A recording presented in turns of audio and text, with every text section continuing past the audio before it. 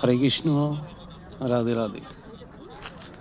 মহাপ্রভু জন্ম নেওয়ার ঠিক 52 বছর আগে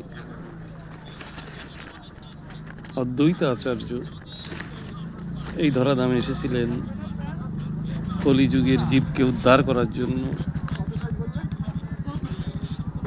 এসে তিনি সাধনা করতে শুরু করলেন। সাধনা করা শুরু করলেন, কাকে ডাকতে লাগলেন? তিনি ভগবানকে রোজ ডাকতে লাগলেন আর গঙ্গার জলে তুলসীপত্র দান করতে লাগলেন।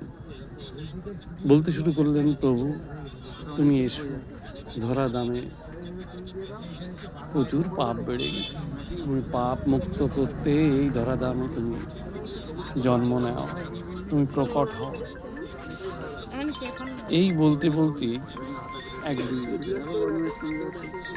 এসেছিলেন চৈতন্য মহাপ্রভু দোল পূর্ণিমার দিনে। হরে কৃষ্ণ, রাধে রাধে।